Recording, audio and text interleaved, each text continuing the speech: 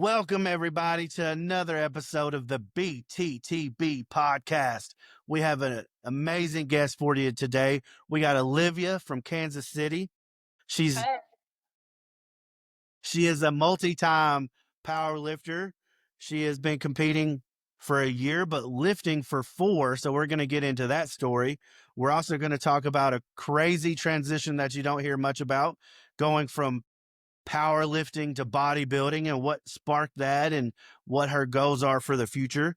We're also going to get into a little bit about injuries and how to overcome mental blocks and physical inabilities and setbacks because she has a crazy story to tell about that. It's going to be a great episode. And Olivia, I'm just excited to have you here. I want to thank you for your time and Yeah, your willingness to come on the show. It's people like you that's going to make this show amazing. So awesome. Let's do it.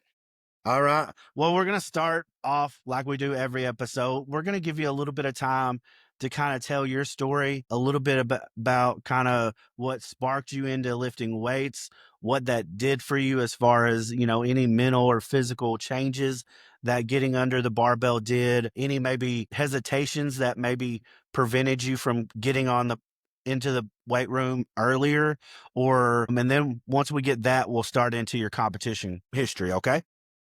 Awesome.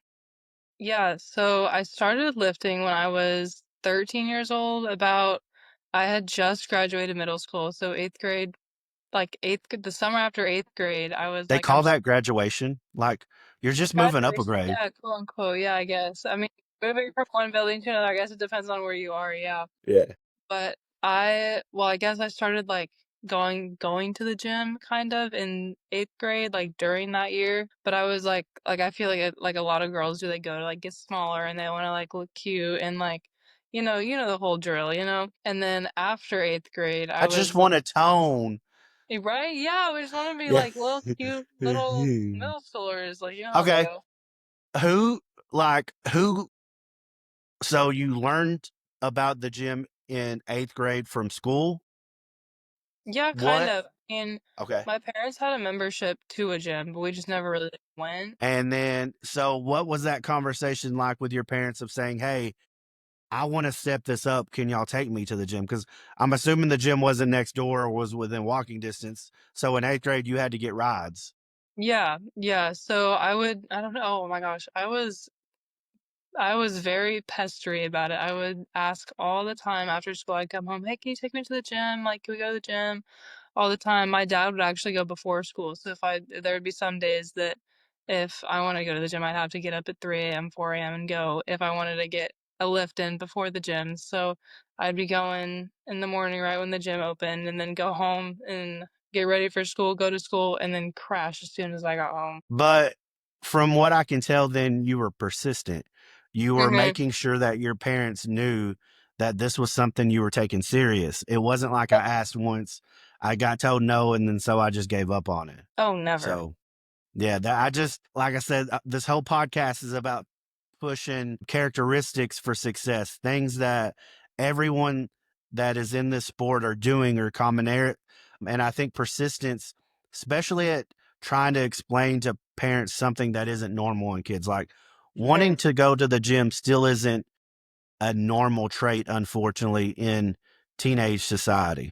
I feel like it is getting more and more popular though. Like you see all the TikTok trends of like Trend Mhm. Twin, C-Bum, Sam Sulek, like everyone's like, oh, I want to be like big and like all these juiced up guys. And so they go to the gym. They like, that's where you get all the broccoli heads and everything. Like it's a trend. They I go. I definitely see. I don't necessarily know if that's the most positive influence. I mean, not I'm not taking anything Yeah. from C-Bum and Hmm. Sam Sulik, but I'm not necessarily thinking a 13-year-old needs to look up to the Yeah. Trend Twins.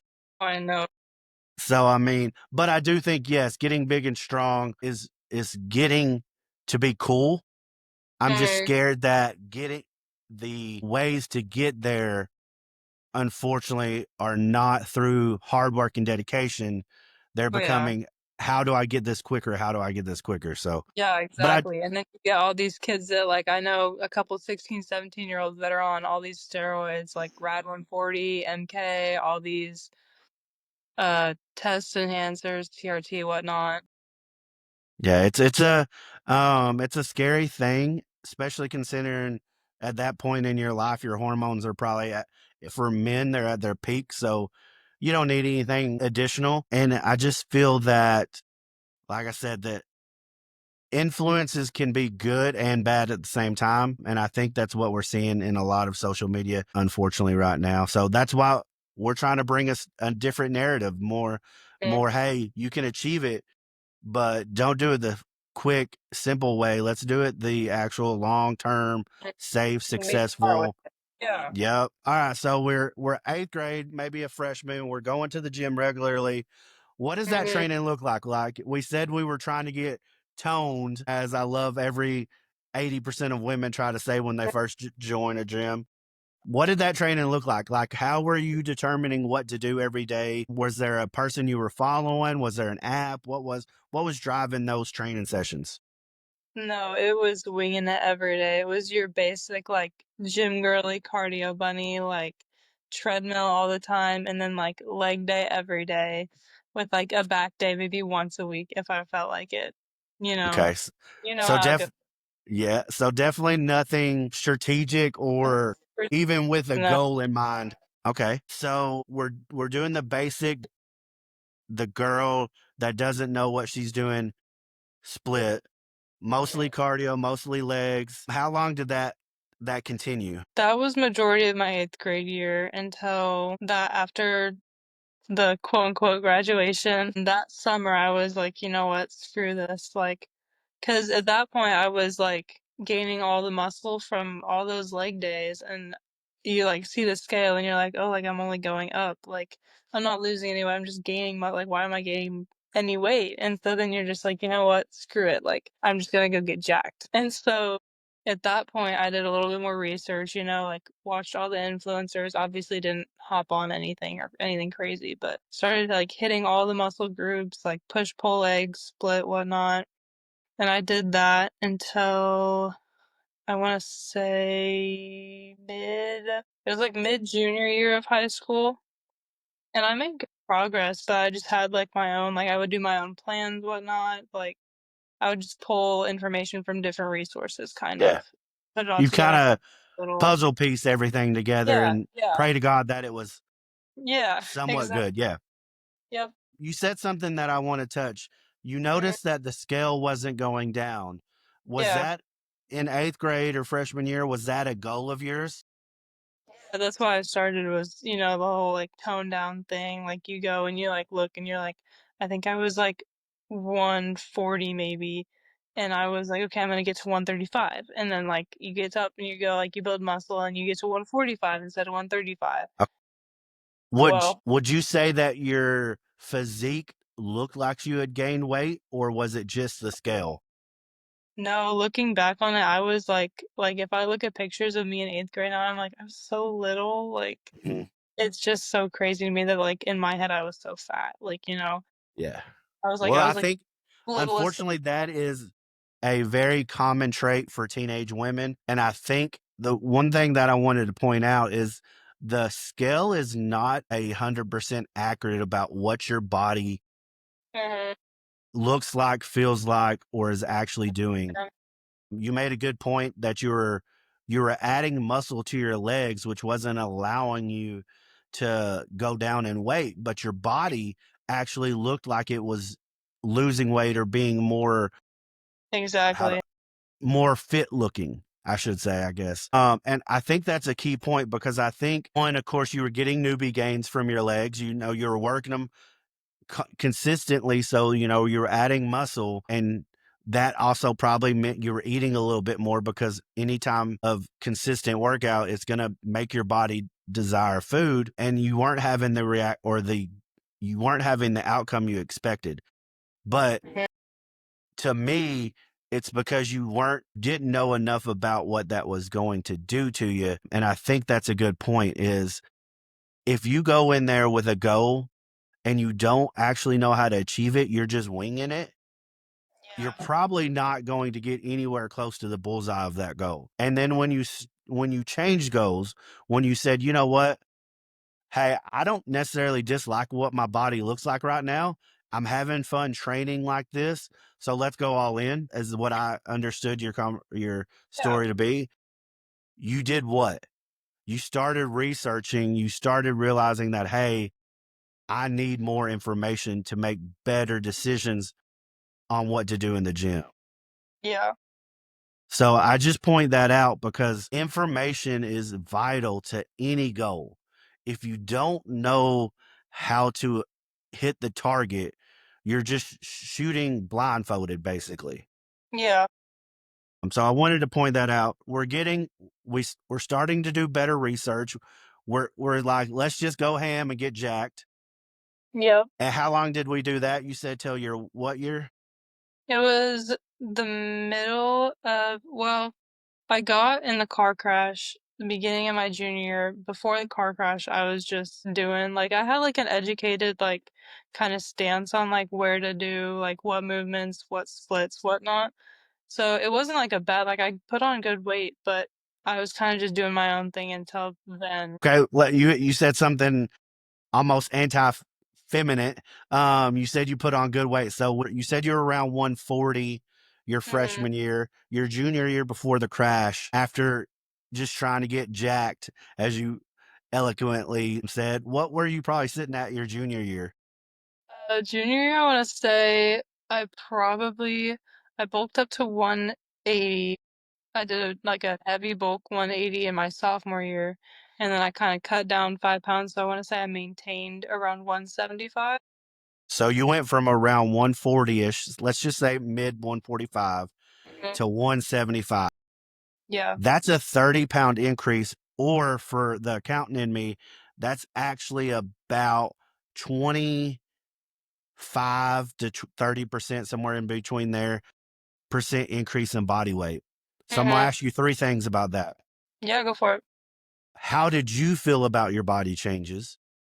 Were you okay with it? Did you think it was, because there's no way you did that all muscle. I mean, let's be honest. You added Yeah. body fat, but where were Yeah. you at mentally with the changes that your body made, being a female? Because we all know that that mindset of your appearance is Hmm. really ingrained early on. So how did you feel about that?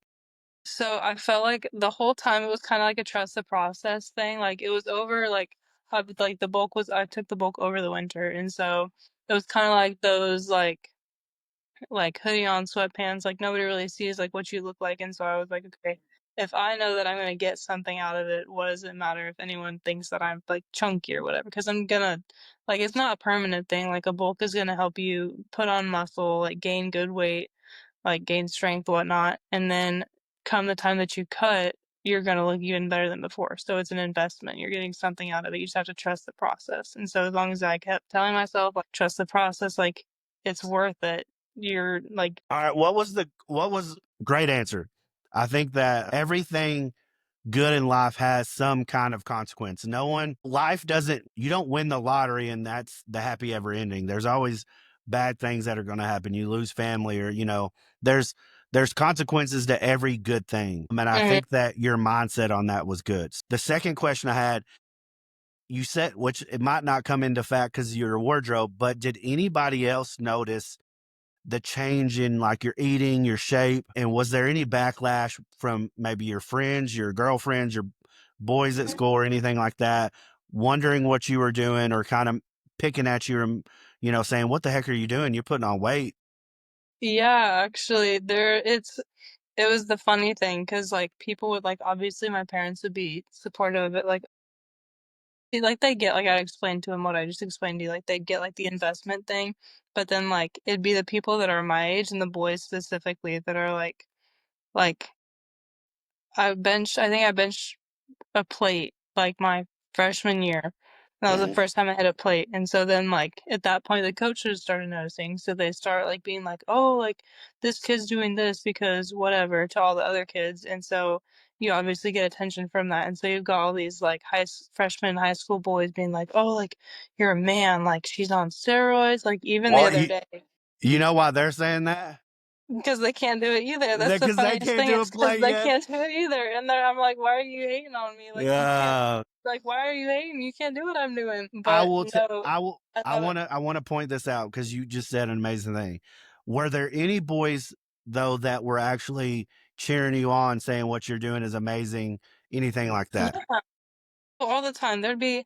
They usually the people that would be cheering me on were the people that were like they did it for like I wouldn't have like high school friends doing that. It'd be like gym friends. Like I'd go to the gym and I'd meet people that actually did this and they know what they're talking about and whatnot. And they'd be like, Mhm. "Oh, like it's this freshman girl that's in the gym. Like she seems dedicated. Like that's interesting. Like they're invested in it. They're always cheering you on." Whereas if you go to a high school and there's people your age that are just like butthurt that you're doing the same thing that they're doing, then you're gonna get different responses from different parties. I want to point that out because you said exactly what I think. Many high school girls that find excitement in the weight room, but then also find opposition in their classmates. Most Mhm. of the hate you're going to get is from insecurity in other people. Oh, and you'll see that like that's not just like a now thing. Like you'll see that your No. whole life to anybody Yes. who's And that's doing. what I was going to point out is you're going to get that your entire life. It doesn't matter if you have something that others can't do, achieve, or are mentally tough enough to overcome or get through, they're going to talk bad about you. The Mhm. earlier that you can learn how to kind of just block that out and honestly accept it as like they just wish they were me, the Yeah. more successful you're going to be quicker. And it's honestly going to be one of those points that you want the hate. Like Mhm. the more hate I'm Exactly. getting, Yeah. the better I must be doing. As long as I'm Mhm. not giving it back to them, as long as I'm still being the positive, uplifting person to the people that I come in contact with, give me all the hate because that's just telling me I'm doing what the world can't. And I think It's that, fuel, it really is. yeah. And that's not like I don't want that to come from like a cocky standpoint of like, oh, like you're just jealous, like I'm just doing better than like I think that can come across as that, which it's not. It's like it's just the different people and the different perspective. Like if you have a new like say you have this 15-year-old just started going to the gym, it's this kid that's like doesn't really know what he's doing, but he like you can see that he wants to learn. Like the pro bodybuilder isn't gonna give him crap for working Mhm. out. It's gonna be the kids at his school that are like you're just wasting your time. Like, what are you doing? Like, they just don't understand. Like, it's a different mindset, I feel like. But what you said is good is there's a lot of difference between how you handle situations, your mentality. Like, yes, bring the hate. That means I'm amazing. Mhm. And then Yeah. the actions you take in interacting with either the haters or everybody else. And I do want to make that point clear. And I tried to do that in my talking. I'm gonna, me personally, I enjoy the hate or I enjoy, hey, I can't believe you're spending all this time on a podcast for Mhm. teenagers. They're probably not even going to listen. Like Yeah. I understand I'm doing things that you can't even comprehend that are going to make differences in people you're never going to know. And that's jealous of you. Mhm. Bring it on. But Yeah. when I'm talking to them or when I'm explaining myself or when I'm talking to the guest, I'm humble, I'm appreciative, I'm thankful, I'm kind. You can think one way and act another way in order to get through situations. That's all I really meant by that. Absolutely. Okay, so we're bulking, we're getting a little hate. Some boys are Mhm. jealous that you're stronger than them. Any comments about your weight? I'm guessing that eventually they noticed that you're putting on a little weight because I know that barbell kept on going up. Yeah. Yeah. So eventually, I never like wore like anything that showed anything really. Like, obviously, I had a little chunk I was sitting at. I think maybe my highest wasn't even I don't think it was too much, maybe 20% body fat. It Mhm. wasn't insane, but it Yeah, definitely was like you could tell I wasn't maintaining yeah. or cutting. Like I was thick. You were at powerlifting standards. Yeah. Perfect. Right? Yeah. Yeah, no, I was eating everything. All the protein. Yep. So how was that diet? I think we've talked about the mentality and how the hate and I think we hit some great topics that a lot of people Yeah. are going to deal with. Talk to me about from a standpoint of one, what you ate and how did that go over with like your parents as far as like, hey, I need this, this, and this that you're not used to buying for me or things like that. I don't. So let's talk about how a high schooler can bulk. Yeah, okay. So I did what I did. I had meal prep, and so I'd be like, "Hey, I need like this week." It was typically stir fry, so I'd do like I'd have mixed vegetables, jasmine or white rice, and then chicken, ground beef, or if I got lucky and paid for it myself, I could do steak.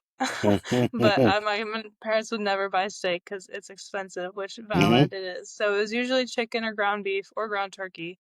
But I'd cook all that up. I'd have like Sunday was my meal prep day. I'd spend Hmm. like, gosh, 3 hours cooking Sunday mornings, and I'd make all my rice because at this point I didn't invest in a rice cooker, so I'd make my rice like with a pot and a pan on the stove, and Hmm. that would take however long, and then I'd cut up the chicken, cut off all the fat, chop it up into little cubes and everything, do that, and then I had just like the bagged like broccoli, whatever for vegetables. Give me one sec. And so I do all that, and or I do potatoes. Those are like my peak bulk. I loved potatoes. Oh yeah, I could do and they're really potatoes or not. They're not any worse for you than rice. I no, think they're they. I don't. not. I think they get a bad rap because No, rice they're is so good. cheap. But Mhm. potato, man, you can chop. I tell people you can eat French fries as long as you bake them instead of fry them Mhm. on a Yeah. weight loss journey. Like it's fine. Yeah. No, Uh, still all right. potatoes. So we're prepping all this. Did you take it to school with you and eat? Yeah, I would. Oh my goodness, you're bringing back memories. So I would have, we'd have 5 blocks in school. This is how my high school worked, and our third block would be a seminar. So it was like a study hall kind of, and then fourth block would be lunch. But I would have like they'd split. Fourth block would be a long block, and they'd split it into 4 separate lunches. So each class like take turns going in the middle class and going and get lunch. And so I would eat during seminar, and then I'd eat again during lunch because I'd had the last little portion of the lunch. And so I would make my seminar teacher so mad because I'd be like, "Hey, I gotta go eat again. Like, you gotta let me like write me a pass, go get me a fork, whatever." And she'd be like, "Can't you just wait till lunch? Like, you're like insane for this and all this." But I'd be sitting in the back of the classroom eating my stir fry or potatoes or pasta or whatever. So And we're eating it cold, yeah, yep, no, and she it did sounds like not. you had timing. You were Mhm. meticulous on your timing. Perfect. Yeah, well, 'cause, like, you'd eat breakfast, and then you'd get to school, and you'd go 2 hours, whatever, and you eat again, and then you go another hour, you eat again, then you get home and eat again, and go to work, eat at work, and then go home and eat again, you just keep Yeah. eating. Just keep shoveling Um, food. I wanted to point that out because I talked to so many teenagers and they're like, well, I don't know how to eat clean or I don't know how to eat enough at school. And it's doable. Is it going to be That was comfortable? so doable. Are you going to have the best meals of your life in a Tupperware? No. Nope. But how bad do you want it? Right? You Like, know? is it worth it or not? Like, it depends on how Exactly. much you wanna invest in it. It's like Yeah, stocks, like, the more you put in, the more you can potentially get out. exactly. I just like it because I mean you're what I guess you're sophomore slash junior at this time, just going Mhm. at town in Tupperware. Going What did crazy.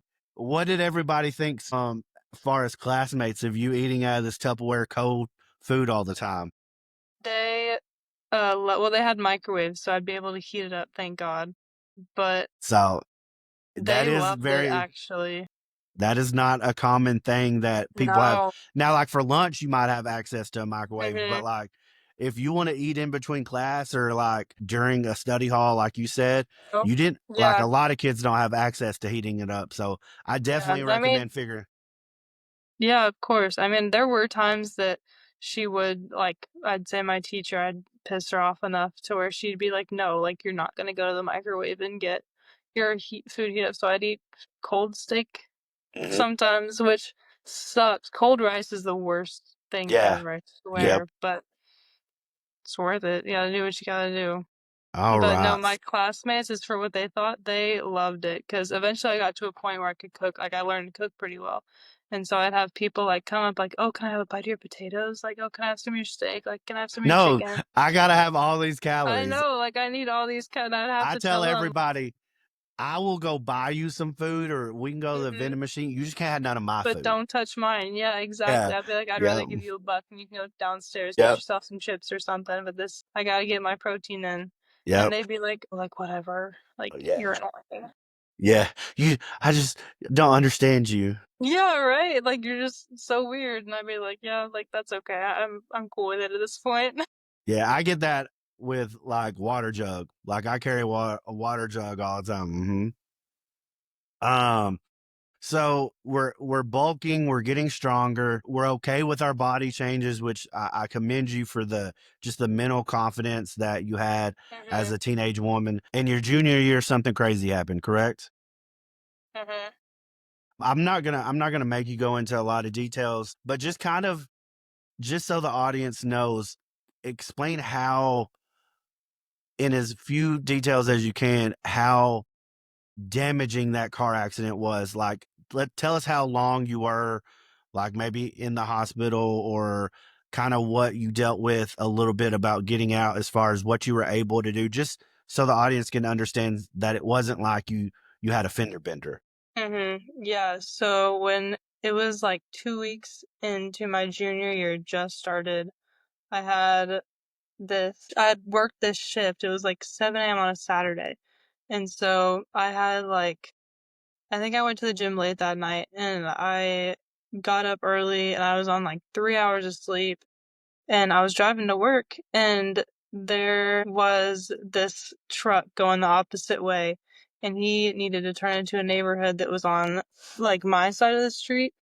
It was this older guy. He was like 86, totally didn't see me, turned and hit my car and then spun, or he hit the front quarter panel of my car, spun me into a curb, totaled everything, and I ended up breaking 8 ribs, a vertebrae, a whole bunch of contusions, whatnot, concussion, obviously, had a scar, 10 inches going around my head, just a whole bunch of fun injuries to deal Mhm. with.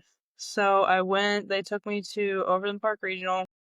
I was there, I spent the weekend there, and then got discharged that Monday, I think. So it was only like, what, 2, 3 days? Yep.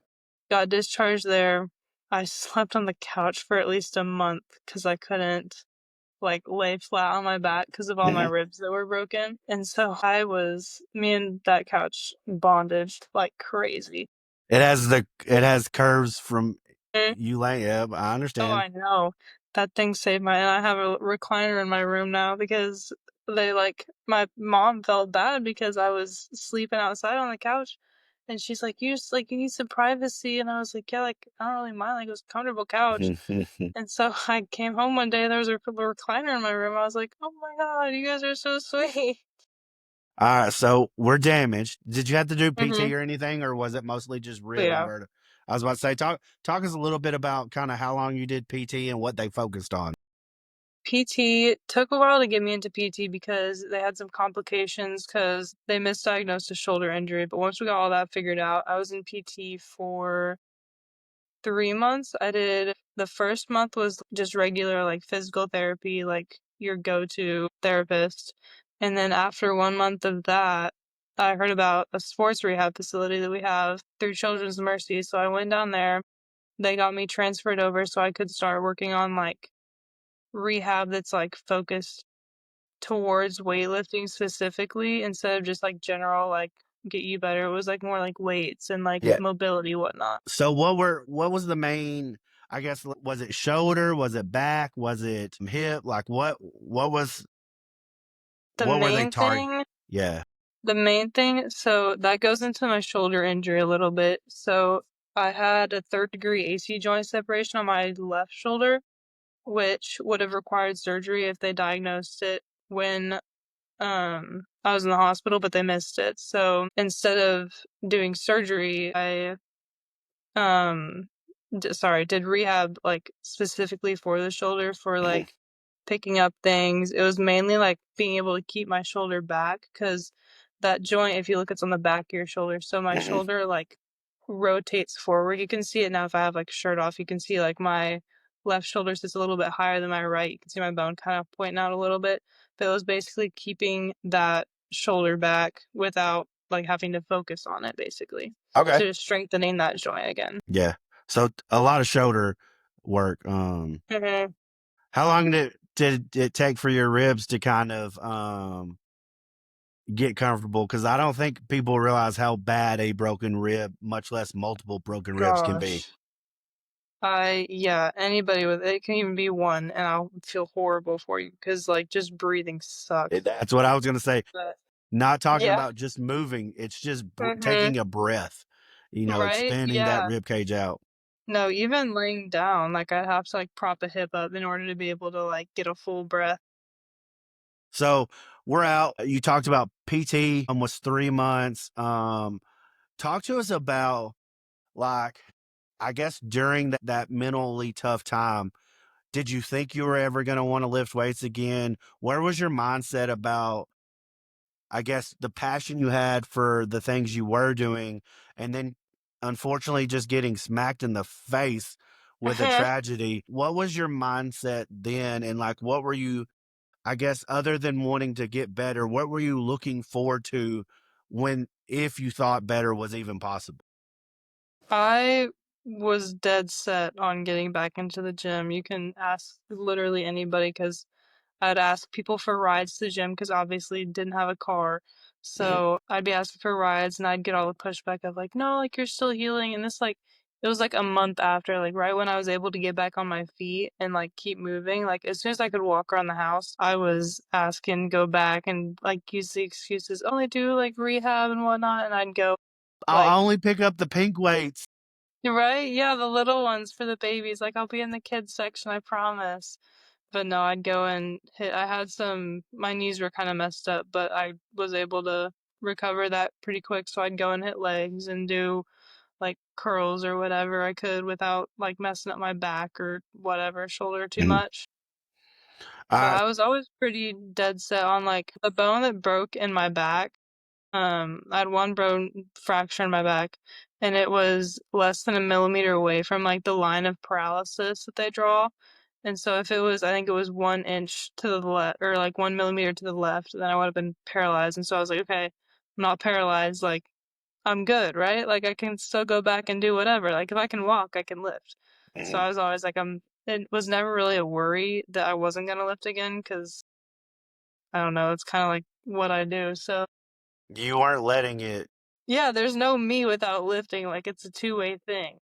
I think that's a good point. Like I said, I'm a firm believer that if you live on this earth a couple of decades, you're going to get hit with some bad times. Like no one has it perfect. Mhm, We're not promised anything, no matter what you believe in or what you don't believe in. This life is going to be hard, mhm, and it's up to you to mentally prepare yourself for the hard times and how you handle them. You can either sink lower or you can start climbing and being like, there's nothing that's going to stop me. mhm, I'm going to get exactly. through this. And I think, I think a lot of your personality and your determination allowed that. But I'm a firm believer that some of that you might have been just inherently born with. It's your personality. Mhm, But I was I'm a always stubborn. yeah, but I'm also, I truly believe that the barbell is a tool that no matter what will smack you in the face a couple times, and it's how you learn how to overcome. How many Mhm, times have you lifted a weight one day, but then 3 weeks later you not been able to do it for some reason? right, And I think those kind of lessons, or those, hey, 300, and I'm just making up, on my deadlift moved yeah, super fast, but 310 didn't break the floor. That doesn't make any sense. So I so personally real. think weightlifting builds your mental toughness to start overcoming other things other than weightlifting that you encounter in your life. And that's one of the reasons why I push it today's youth so much, because they don't know, they can't be told bad things about themselves, much less actually handle Mhm. a physical Exactly. adversity like a car wreck or, a death in the family or something like that. So, like I said, we're pushing our kids to learn how to overcome Mhm. mental toughness through the barbell. So you No, get for back sure. into, Cause go ahead. sorry, go ahead. No, go. You're about to tell I me was gonna something. say, well, cause I feel like in the gym, I could go on about this forever, so feel free to tell me to shut up. But I feel like whenever you go in the gym, like you're not just growing your muscle, like you have to grow like your mental, like just your mental in general, because like you're not gonna go and like I see a little change, but like if there's no dedication there and you don't have like eventually you kind of get hooked on your progress. So you kind of have like the line of like, okay, like I don't really want to go right now, but I see that it works, so I'm going anyway. Like Okay. you You build hit, your, you said you know what something, I mean? you Does that said make something sense? perfect. Yeah. You said something. I don't really want to go, but I know that's the only way I'm going to Hmm. progress. Right? I eat, sleep, breathe weightlifting, whether it's for myself, for my family, or for Just the in general. organization that I run. And I don't want to lift every day. And I Hmm. literally have dedicated every No, other everybody moment. has those days. I say this, but the goals I have for me mean so much that I do it even when I don't want to. And I Right? think in today's society, especially with the younger generation, it's all, if I don't feel like it, I'm not going to. Well, that's fine and dandy, but then you're not going to accomplish anything because accomplishments don't come from your feelings. They come from hard work and dedication. Mm. And Oh, for that is sure. something I think your generation or even a little bit younger than you needs to get smacked in the head with a stick about because it's like Absolutely. you're not going to achieve anything of meaning in life without your willingness to do things even when you don't want to. You Mhm. can't. No, you've gotta draw that line. You know David Goggins, right? I might go a little off track with it. I listened to a podcast that he did with somebody, and I can't remember what part of the brain it is. I was talking to my dad about this the other day, but there's a part of the brain that scientists have studied, and they take athletes, and then they take like obese people or like people that just like daily, like take an average American maybe. Like that might be a stereotype, but Mhm. if you compare like someone who like gets up in the morning and they don't want to get up, they go back to bed. Or you take an athlete who like say like for my specific like bodybuilding, like if I want to eat this cake or this cookie, whatever, like that part of your brain, don't quote me on, I don't know what it's called. It grows in people who have that like dedication. They like can tell themselves like, no, I'm not gonna go back to bed. Like I'm not gonna eat that cookie. I'm gonna go for that run, whatever. They have seen that it's bigger Yeah. in specific people, athletes, Oh yeah. whatever, I mean, there's than too much easily seen between successful people and quote unquote unsuccessful people. And mhm, I don't say success is money, fame, athletic ability. it I could be mean anything. success, yes, is being able to achieve goals, no matter what that goal is. Whatever goal you set for Yep. yourself, if you reach it, that's your success. Yep. And I truly do believe that 75% of that is mentality. While yes, I think some of it's inherent in your personality or your Mhm. genetic mind, I do think that is a skill that you can learn through Oh, persistence. absolutely. I 100%. You can totally develop that just as much as ex- anybody else can. Like you can exact. learn different habits. What it like takes what, 21, 29 days to develop a new I mean, habit, it's trait, as whatever. I've heard, It's the same with I've heard it all. anything Yeah. else. Yeah. So we're back in the gym. We're being persistent. We're not letting our tragedies become the end of our story, which I applaud you for that. We're getting Hmm. back. We're lifting a little bit of weights. Um, Tell us a little bit about, because I know in this part of the story we're about to start competing as well. Tell us about like we've we've we've done an injury. We're coming back. I know that comeback was a lot less. We're moving probably a lot less weight, mainly from our back and ribs and stuff like that. Tell us what kind of mentally was like, hey, I want to step on the platform. What do I need to do? What sparked that interest after you've done dealt this crappy hand? Talk us about how Olivia coming back from a car wreck to Olivia the power lifter. Okay, so I have this friend. Cody coaches her too, actually. Her name's Shelly. She happened to fire her coach right when I met her, and she hired Cody. I'm assuming And this is a gym friend. yeah, yeah, yeah. No, she's local, so she's in Casey with me. We go to the same gym, and I met her right when she had hired Cody, and she was like, oh, like, we'd lift together, and she'd be like, oh, like, you're good at this, like, you should do powerlifting. And at that point, I was like, oh, I don't know, like, I, like, just came back from this bad injury. Like, I don't know if that's smart. Like, my numbers are still pretty low. I'm still trying to gain it back. And so she was like, oh, okay, well, like, here's his Instagram. Like, feel free to shoot him a DM if you want to. And at that point, I'm like, no, like, I don't like, I like the idea of doing my own thing instead of like something new, I guess, was Mhm. kind of, and that's not the mentality that I should have had, but How I much didn't do you want to think try that was anything new. from the wreck and just kind of dealing with all that still? What do you mean? Like you said you like doing your own thing. Do you feel like you were at any point, was it because you were scared you were not going to live up to like what you could do beforehand, or like, because to me, looking at you previously, that sounded like a challenge, and the type of Mhm. person you were before would have been like, there's not a challenge I can't accomplish.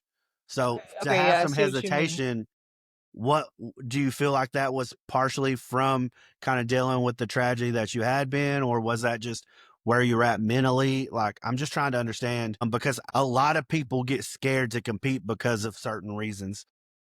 So I'm kind of No, wondering. I wanna say it was just because of my own stubbornness. Like, my dad, we used to get into it all the time, but I was super stubborn growing up because it was always, like, in my head, like, "Well, I wanna do this, like, I'm going to do this." Like, wherever it was, like, if it's, "I'm going to get better, then I'm going to do this." Or, "No, I'm just, like, I like where I'm at doing my own thing, so I'm not gonna go Okay. try whatever." So Don't not promoting that mentality at all, but no, I that's mean, just where I was at the I think time. it's a good understanding because, like I said, from my first instinct of understanding psychology and a little bit about like what goes through the mind of, young weightlifters, what goes through the mind of people with new things. Like, I would have Mhm, first thought, and don't get me wrong, no one understands themselves completely, so that could have been part of it. But like taking on a new challenge after you've just almost been, you know, climbing the mountain already, mhm. like I could see where like I just need a break. Like, can I not? I'm here on the Yeah. cliff. I don't want to go to the next mountain over that's bigger and start climbing that yet. Like, let me have Yeah. some peace for a Yeah. minute. No, So I do you think? think, I think a lot of it was just like the unknown. Like, oh, I don't really like I just kind of lifted. Like I didn't power Mhm. lift, I didn't body build, I didn't do anything specifically. So I knew a general term of like the gym and whatnot, but I didn't know specifically about powerlifting. I thought it was cool, but it wasn't like my thing. Yeah. So you're okay in your own identity of just I lift weights. Yeah, pretty much. Like Okay. I was just, oh, Olivia the gym rat, Yeah. Okay. That So was just kind of my what title. what changed your mind then? He actually, so Shelly texted him about me and was like, "Oh, I have this friend. Like, I told her about you, but she's a little like on edge about powerlifting. Like, she doesn't really know if she wants to do it or not." And he reached out to me and he was like, "Hey, like, if you're interested, here's my information. We can get to talking." And so I was like, you know what? Might as well. Like, what can it hurt, right? And so I talked to him a little bit about it, what all everything would entail. Kind of saw everything that they do at Broken, whatnot, and piqued my interest a little bit. So I told him, I was like, okay, like I'm down, let's do it. And so at that point, he kind of helped me. At that point, I was still rehabbing a little bit. So we kind Mhm. of focused on my little weak spots until or last July when I did my first show. And then we started to more focus on muscle groups, getting my squat back because that was a big thing that I So lost. I want to point out two things for any coaches that are listening. If you get a potential, what's the word I want to, there's an actual Client. sales. Yeah. Well, it's not really, there's terms for like potential sales. I can't remember what they are because I don't do sales, but there's, they talk about cold calls and things like that. But Mhm. Cody was persistent because he got your information And he probably thought a lot of your doubt or second guessing was more about information and not necessarily that you didn't want to do it. I say that Mhm. because I'm the same way. Any kid that I come across that I talk to, it's two things. One, I tell them, well, trust me, everybody can do it as long as you can pick up a bar, because that's my first Mhm. selling point with powerlifting. And that at least piques their interest because unfortunately most sports are you're required to be good before you can do it. Like, Right. at 14 years old, no one's going to make the high school team if they're not skilled. That's Mhm. what rec sports are for.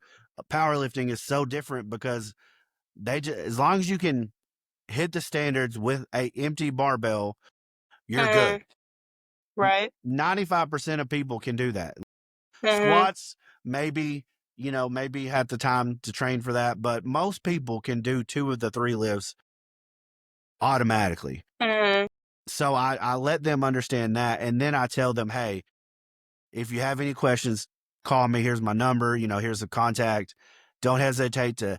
And then if they follow the page or anything like that, I reach back out to them. Hey, man, it was really good meeting you. And I say this for coaches because most of the time, deliberate and meaningful, non pressured conversation is going to spark their interest. If they're just saying, hey, we met, or I heard that I heard you were strong. Have you ever heard more about this sport? Those kind of conversations get more interest and more turns than waiting for someone to reach out to you. That's all I was saying about the coaching.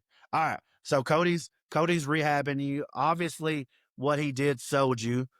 Speak to Cody's salesmanship. He is a very passionate, persistent guy. Mhm. So we're rehabbing. How long from you reaching out to or him reaching out to you did you have? When did you decide to do your first meet from So I Cody? hired him in April last year, so almost a year ago. And then that July was my first ever powerlifting meet. So he came out, it was local for me.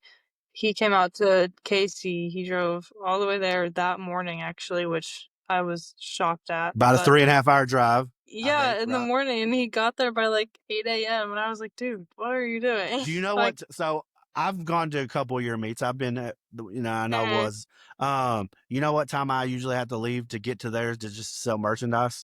oh gosh, what time? 3? It's a 3 hour drive from West Kentucky to St. Louis, depending on where in St. Louis that I go to. So I'm leaving the house usually if it's a 6 a.m. or 7 a.m. Weigh in. If it's one, a USAPL 2 hour weigh in, I'm leaving the house between 3:30 and 4:15, depending on which time Oh, that weigh in. So, and I do that once a month. So trust me, it's definitely doable. yeah. Oh, for sure. But all right, so we hire him in April, July. When did you sign up for the meet? Let's go back into that. So you hire him in April. When did you officially sign up and say I'm doing this? I think he convinced me. It didn't take that long. I think it was June that he convinced me because it was April, May, and then we were like, okay, like obviously there's still little tweaks that can be made because my squat and my deadlift were kind of sad from all my back injuries. Mhm. But he was like, I just want to get you on the platform just so you know, Yeah. like All right. what, like, because you don't really know, like, oh, I guess you could, but like No, powerlifting you is don't on the know. platform. Yeah. You All don't right. know? You don't think? I don't think anybody can assume That's the yeah, that's true. especially if you have a good crowd. Like, man, Oh yeah, the if you have a good energy is crowd, so different. no one can anticipate the hype, the Mhm. excitement, and then top it on off if you have a good day. There's That's no. even better. Yep. All right, so walk us through that first comp. How did it go? What were some of the feelings? Obviously, we talked about you've done 3 or 4 now, so we know that it was impactful, at least to Mhm. you. Talk us kind of how it went, how'd the lifts go, and then what were you mentally like after the meet as far as feeling the level of accomplishment or the hype for the sport? Talk us through all that. So It was the day before was weigh-ins. It was a WRPF meet back when Okay. that federation was still Yep. a thing. So it was 24-hour weigh-ins, Yep. squat bar, and a deadlift bar for deadlift. Okay. Yep. So I got there earlier than he did for the weigh-ins, and Oh, he came I up for was weigh-ins too then? yeah. Dang, that's intense. Like, I guess technically he Yeah, might he want did. to give you the openers, Yeah, but no, okay. because he stayed at my friend Shelly's house who introduced me to him. So he came out for weigh-ins, and I got there earlier than he did, and I did not leave my car until he got there because I was too scared to go into this new gym by myself because I didn't know what I was doing. And so I sat in my car for like 20 minutes and I was nervous because I thought I was gonna be overweight. Because don't do this because I drank like a gallon and a half of water the day before. So I had a ton of water weight, and I was because in my head I was like, oh, like I need to be hydrated, like I'm just gonna keep drinking water. And so weighed like I gained like 3 pounds of water weight just So, that day. so, note for Cody: make sure he hmm comes out with things to do and not to do Yeah. pre Yep. pre weigh-in Don't drink slash a whole bunch of competition. water. Okay, I'll make Not a sure good to. idea. I'm gonna DM him now and be like, "This is the things we learned that you need to do in your coaching," and make him a Right? list. Yeah. All right, No, give so him some crap you're for that. yeah, I definitely will. So you're nervous. You did something unfortunately kind of stupid. Shame to Cody hmm for not telling you what to do and not to do. We're waiting on Cody, so we're nervous, of course, which is Yep. totally understandable. Weigh-ins. Did you make weight? I did make weight Okay. What weight by class? like I was this whole time I've been in the 181.5 weight class. So luckily for you, you didn't lose a lot of weight during your Mm-mm. accident. It doesn't seem like.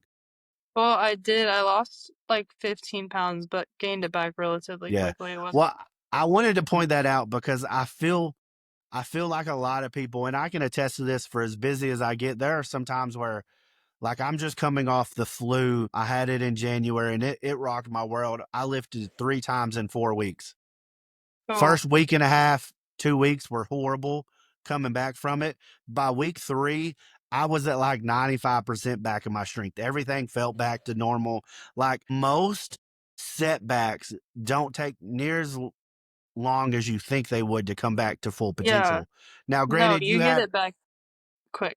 you had some bigger setbacks than 3 weeks of the flu, but hmm even then, it seemed like, I mean, the injury happened in August or so, right? Because you said it was like the hmm second week, and by April, you're hiring a coach to actually like lift heavier, I guess, hmm because you might have not said you were going to compete yet, but I'm sure Cody was trying to get you stronger in most of his programming. So, I mean, that for as bad as many broken ribs and stuff, that's still not a huge setback. And then to be able No. to be ready to compete at your normal weight. Like, I say this because many people quit because they're afraid that they're never going to get back to the same spot. hmm And I Well, do think I had a pretty good setup with that because I still was a decent, I'd say between 175, 180, I was still pretty big. mhm. And I think that's what helped. Because if you put like me in that car next to 120-pound somebody in that car, I'm pretty sure they'd get rocked a little bit so more than I would. So so I think I keep had a good setup. don't be small because injuries hurt Don't be worse. small. Yeah, that's why I stay big. Just get big. Get big, just in case you get in a wreck. That way you've Listen, got some fluff I to keep this protect you. body fats for pillows Yep. in case bad Mm-hmm. things happen. Bulletproof. Exactly. Yep. What was that? Necessary. So, how did the comp go? It was good. Oh, I don't remember. I don't remember I think I got first in my weight class. And then I was, once the first squat's over, then you're Mm. good. Like, Yep. he kept telling me that, and I was like, no, like, you're wrong. Like, I've So been being nervous this whole I've time. done maybe 13 to 16. I've been in this sport for like 10 years. I mean, and I mean, there were years where I did three or four. There's been years where I've only done one now that I've kind of taken on this new role. But I mean, I've competed a dozen plus times, and my first squat's still nerve wracking just because it's Oh, that yeah. first, so that It's never a goes new away. situation. Yeah. Exactly. But that's the exciting part too, is like, oh, Exactly. it's a new, like, there's that new adrenaline every time. Because if it's like, if you don't have the first squat jitters, then like, it's not Yeah, exciting. Like, I feel like that's part exactly. of the fun. And then don't, and I don't know how Cody um lets you know about as far as what numbers you're picking, but I know for me personally, I've always picked my selection. So I've always Really? known. So I mean, which I don't do that for my kids. My kids have no idea what I could be Mm-hmm. putting 900 pounds or 9 pounds on the bar and they have no idea. But for me, I like it because I'm still able to get those jitters when I know I'm doing something new. Mm-hmm. And that makes me come back to powerlifting because I still get excited. I still have to amp myself up for that third attempt and stuff like that. So I mean, it still gets that excitement of competition, even at this, and even honestly at the point where I'm not like the idea of me hitting PRs is kind of a heads or tails because I never know how consistent I can be because of all the things that I do, but I still get excited about it. I still get amped Yeah. on competition days and things like that because there I could like we're definitely going to go for it. I mean, I know I have spotters there for a reason, so I'm definitely not going to be like, well, maybe I'll just go for a 2.5 kilos under what I did last time. No, I'm put 5 kilos on Yeah. it. We're gonna see if I got Yep. it type thing. So Full there's send. Do it. yeah. So I still get those kind of excitement moments even in my long Mm-hmm. career. So got first. Technically, I say everybody hit PRs on their first comp because you never been judged Mm-hmm. in the gym like that. So at that point where you sold, where you like, when's the next one? Because I mean, to do so many in such a short time, you had to like really be hungry for the Mm-hmm. competition. Oh, So yeah. No, well, 'cause like it's that same like that I'm an adrenaline junkie, and so like it's addicting. Like I know it's not the same for everybody, but like for me, when you step on the platform and you have like that rush of like everyone's loud, like the music's loud, the announcer's talking, like the weights on the bar, like there's nothing like there's a feeling that you get and you just can't like you crave it again, okay. obviously. So definitely, and I think that's what a lot of people don't. How do I want to? It's a weird sport because most of the time you're going to train for 12 to 16 weeks and do one Mhm, competition. It takes a lot of dedication, and it must be something amazing about that one day for you to be willing to train 12 to 16 weeks for one day. Like, it's totally mhm, different sport because let's take a traditional basketball. Say off-season basketball, you train for 2 months, but then you mhm, literally play 30 games. mhm, We train for 3 months and we do one, and we just mhm, hope for the best. Like, there's a different right? mind mentality and a different set of just impact when it's all on the line that one time. And I don't think a lot of people realize that, like, because it's so different than other sports. Yeah, no, because all the excitement is there like at one time. Like it's all everything just builds up to 1 second and then like you can't really describe I don't know if you get that feeling when you like you just like you do your lift and you don't remember it at all. Mhm. But like all your energy goes into that moment and then you just forget it. No, well, why do you think I don't know how many competitions I've done? I'm like, Right? yeah, Because all your focus is there and then it's yeah. gone because you're so like everything goes into that one moment. Especially if you hit it. Like, you remember Hmm. the misses a little Yeah. more, but the ones you hit, you don't remember them as well. Right? So we love the sport. We're getting excited. We're going to our second and third. What's driving you to compete at this point? Like, is there a goal number that you're trying to hit or reach? Or is like, what's, is it just, I want to be on the platform because I love that? What's driving you to do the next comp and the next comp so quickly? I think it was just that like wanting to be on the platform. Like obviously you want to give your body enough rest and time to heal and Mhm. go like off and have your hypertrophy like growing phases and whatnot. But then like once that's over, like I feel like you just want to move as much weight as fast as you can. And I think a lot of that was I was still planning on going to colleges at that point. Hmm. And so I was like looking to get my numbers places. Like I wanted to get records online, like in Hmm. multiple different federations. So like my name was heard, like I was known of. Yeah. And so like obviously the more comps you do, the more like your name's gonna get thrown around, like, oh, Olivia this, Olivia that. Different places hear your name more and more. So it just opens up opportunities. Okay. Two things I want to ask on that then. Um, it said you were thinking about college. Is college out of the Olivia plan now? As of right now, I think it is. For a little bit, I was planning on going to Ottawa. I looked at Friends and Squat University, but I think like what I'm wanting to do, like in my head, neither of my parents do, or like, well, I guess my mom went to school for nursing and she doesn't do anything relative to that right now. And then my dad dropped out, started his own company. So neither of my parents use a degree for what they do now. I like personally, I want to tattoo, so or like do something along those lines. I was planning on powerlifting outside of school and then getting an apprenticeship, whatever, and doing that on the side until I get a license, do tattooing full time. But up until then, I wanted to go to different colleges and explore a little bit, but looking at prices and stuff, like I can always go to a community college later on down the road Yeah. if I do change my mind. I say that because we talk to a lot of collegiate athletes, and I don't want it to be the only narrative. And it was nice to kind of hear that, like I said, Yeah.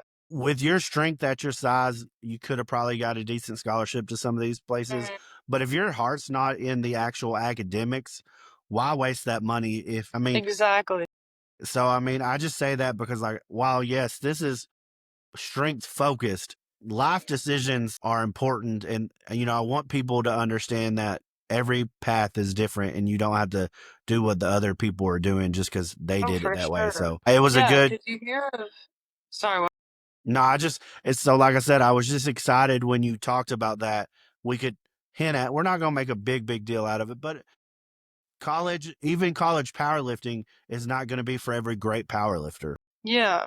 It doesn't No, have to you be can what you do. always do it other ways. Like you can go outside, like you can do pick a federation, do a federation there. Or like for me, I didn't know like you hear of all these people that like their parents spend like thousands and thousands of dollars for one degree and then you have to like sit down with them and be like, "Hey, this isn't what I want to do," and you just wasted all your money. And for me, I know I'm undecided, and tattooing is like the one thing that I like, obviously. Okay. But No, it's as great. weird Like as I it said, sounds, like I just want to doodle. That's all I want I to do. understand. I just I think want it's to put interesting. ink in people's skin. So I want to talk to you. We still got two things I really want to point on. Yeah, You've shoot. hit multiple federations. Can you list the Mhm. federations that you've competed at? And let's talk about a little bit of the differences and things like that. Maybe some pros and cons in your personal opinion about this versus that, Well, let me see if I can remember that. I know WRPF was my first one. I which did, is known as PLU now in the new. yeah, Yep. Okay. Keep going. yep. So I did that one, a UPA, USPA. I think I did two UPA ones actually. Okay. So any pros and cons? USPA, or no, USPA, USAPL, sorry. USAPL was my least favorite because when I bench specifically, I bench with my toes up and I like Okay. hated the fact that I You had had to to have like, flat feet. yep, yeah. So in USAPL, you have to have your feet flat on the bench or on the floor, sorry. And I had to like reconstruct my whole bench form for that. And so once I did that, I like had to totally like obviously you switch your form and your weights go down. And so you do that. I think I dropped like 10 pounds on my bench. And then Cody was like, okay, we're going back to this other federation. And so then I had to switch it back. Back. And so once you build that weight back from switching in the first place, you build it back, or yeah, like you switching again, so you have to go back. It is just kind of like, oh, you're at your top, and then you drop, and then you get it Yeah. back, and then you drop again. I mean, I'm And not so a I think very that good was fan of definitely my switching biggest pet federations. peeve. That's why I wanted That to bring this up. yeah, yeah, no, I want to like pick one federation and stick with it once I go back to powerlifting. I will definitely say that USAPL probably has as one of the biggest record databases. So I mean that's the advantage of being in that federation over because that was what you were talking about as a motivation for you, opposed to like the number of lifters and the number of competitions and things like that. So Mm, versus like APA, which is no hate on it at all or anything or any other federations, but I think you should know if you're really trying to strive to be the best, and that did sound like some of your goals, you were trying to make your name known. mm, Make sure you understand.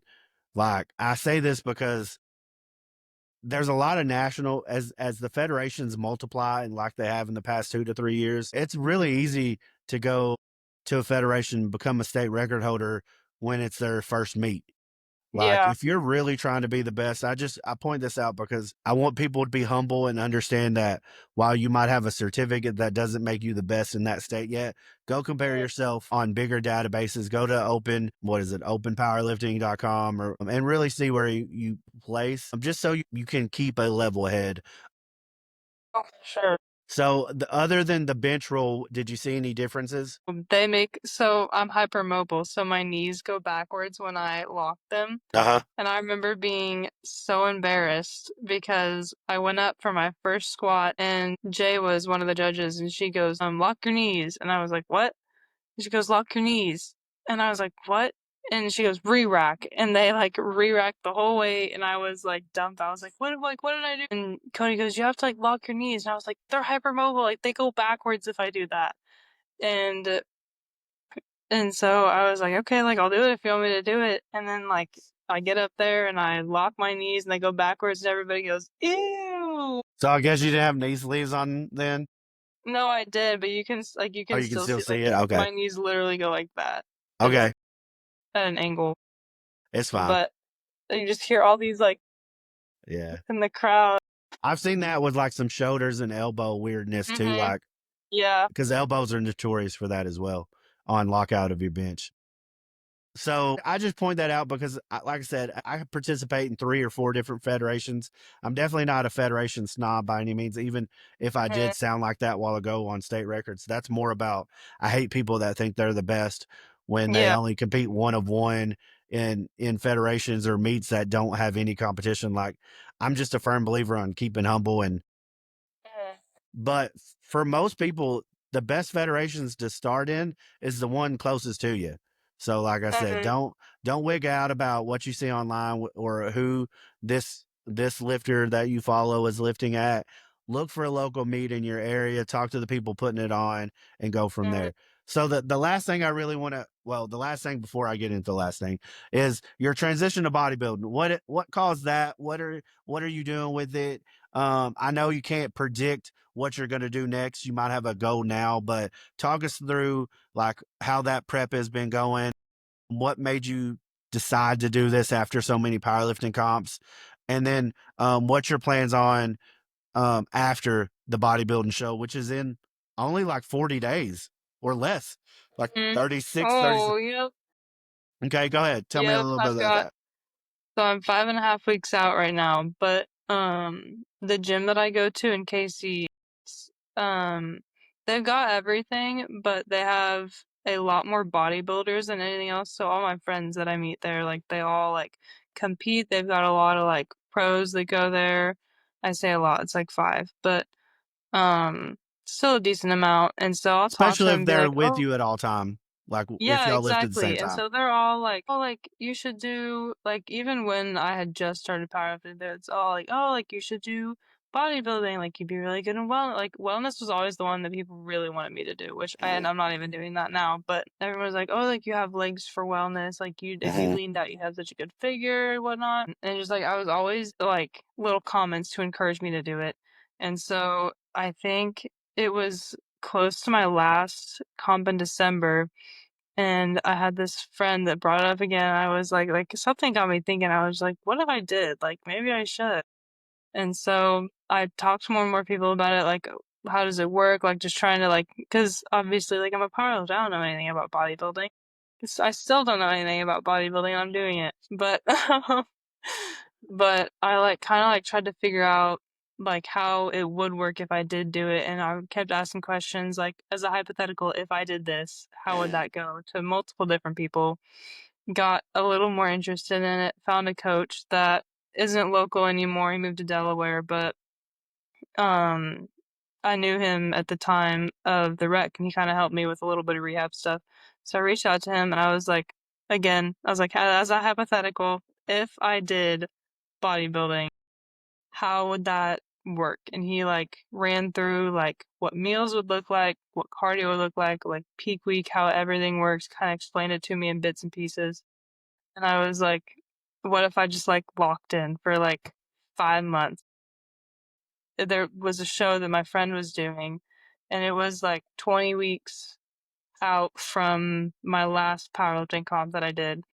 And so I was like, what if I was like, if I did this show on this day, would that be enough time to like lean me out, like Mhm. get everything right? Get And he prepped. was like, Yeah. yeah, actually, yeah, this is like the shortest amount of time that I would accept in order to do for a bodybuilding show. And so I was like, you know what? I'm just gonna like, just to like prove that I can do it, just like put a pause on powerlifting, do bodybuilding, and then after that, I'm gonna go right back, which is still what I'm planning on doing. I Yep. don't want to do this any longer, but You don't say get me that wrong, I until how enjoy it. depends on. I'm What's up? telling you right now, it depends on how successful the show goes. Yeah, I've seen a lot of people change their mind no, after that's they. true. I Yeah, want no, I to. guess I can't talk yet. Yeah, I want to ask, how much confidence did you have going into this new thing since you were already so successful in powerlifting, which was a relatively new thing for you just 8, 9 months ago? Not a lot, I would say, cause like, in my head, I still don't know it, like, I know I don't know a lot about like, this isn't actually it's still the gym, so I know I have some knowledge, but it's a whole new part of the gym, like, you have the gym, there's lifters, and then you have, like, all the little, like, divisions of, like, powerlifters, bodybuilders, Yeah. power builders, whatnot, Let me and reword so it I then. Let me reword the question then, because you didn't know powerlifting. You learned about it. It went great. So that's a track record of doing something you didn't know a lot about and it being a good thing. Mhm. Did that help you go into the next? I don't know about this, but I'm gonna give it a try. Yeah, I suppose in a way it did, cause never really thought about it like that, but I guess like my subconscious had Mhm. been more used to not knowing about something and doing it and being successful in it. And so I guess that subconsciously gave me a little bit of a boost of, oh, Yeah. maybe you could do this, So, you know? and this is why I say this because one of the things that I point out is I think once you become a little more confident in yourself and doing things that you don't quite know if you can do and hitting a new PR, no matter how hard you train for it, there's still a level of uncertainty. And Hmm. in For sure. powerlifting, we're constantly pushing the uncertainty of, am I going to be successful? I think that builds a mentality that is willing to try uncertain things in other areas of their life. While doing a bodybuilding show isn't directly away from what you were doing with powerlifting, it's still a step of, I don't know what this is going to be like, but F it, Hmm. let's see. And I think part of Yeah. that is learned through doing barbell stuff, through competing and learning how that is like. And that's why I bring that up because I tell a lot of people that once you get comfortable doing the uncomfortable or doing the things you might not know that you succeed at, you're more willing to try bigger and maybe more unsuccessful things. Like Hmm. you become okay with not knowing how this is going to come out. And I think Yeah, in today, for sure. I see a lot of this in today's generation is you aren't willing to try new things because you can't guarantee success on day one. Like the fear to fail has dramatically grown in today's youth. And that's one of the things that I think the barbell can combat once you get addicted to it. And that's why I say that. No, it's again the same trust the process thing. Like you just got to give it time and invest in it in order to get something out of it. Like it's not something you can like be like, "Oh, I'm going to do this," and then you have like that talent, you're just good at it. Like you have to build it and like dedicate parts of your life to it. Like it's not just a, "Oh, I'll do it whenever I feel like it." You know? I agree. Well, Olivia, I think so far, I think this has been a great episode. I think we've hit a lot of a lot of major topics, a lot of important things to teenagers.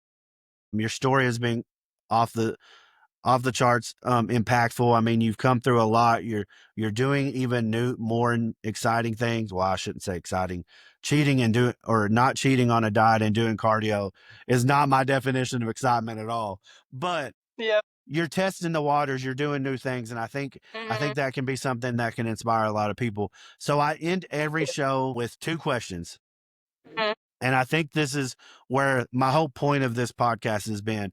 It is one, what can strength sports, powerlifting, I guess we can throw bodybuilding in it for this one, but what can these kind of sports, these lifting sports, because you can't be a bodybuilder without lifting weights, what can they Mhm. do to attract more people your age, even more specifically, more females to go pick up a barbell? Like, what can we do as people in the industry, people that are trying to impact the next generation? How do we sell it even better to those that aren't in it yet? I think it's definitely 100. The environment was what drew me to it. Like I want to call it chaos. I feel like that might not be the most attractive word to put to it, but Yeah. I love the chaos of like powerlifting, like the excitement, like everybody's like when you're powerlifting, it doesn't matter the weight on the bar, it's if you can do it or not. So whatever your goal is, people are going to be cheering for you to hit that goal. When you know people are going to be motivated to motivate you, I feel like that's kind of what attracts people to girl or guy. I guess it doesn't really matter. It attracts them to be better to the sport, if that I makes sense. I have seen cheers go louder for a 150-pound squat than I have for an 800-pound squat, just Right? because of It's the person. the person and the struggle that we can see. If that barbell slows down and that athlete continues to grind, that crowd, that atmosphere, those spotters and They loaders go are going to get, crazy. yeah. And then that's great for anybody.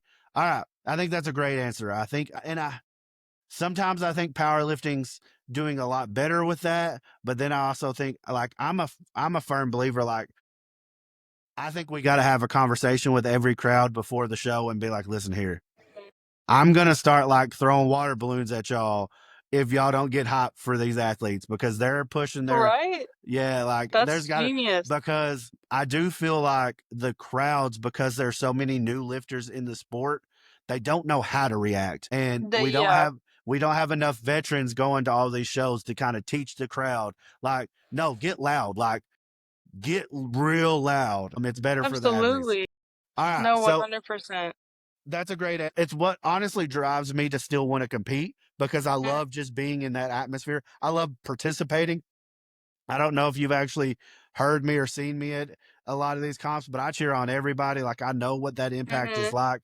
I'm always trying to be the loudest. So the second thing I always ask our athletes is, what would you personally say to someone your age or a little younger to try to convince them to go to the weight room with you? Like, tell me, give me that sales pitch. Like, well, the barbell changed Olivia this way, so and I think it can do it the same way for you. Like, what would that sales pitch sound like? I think it's mainly an investment in yourself, but, like, through different aspects, like, once you go like, you go into the gym one person, and after a year, you're another person, after 2 years, you're another person, not because of, like, physical changes only, but, like, your dedication is stronger, you meet new people, people encourage you more, stuff like that, I wanna say.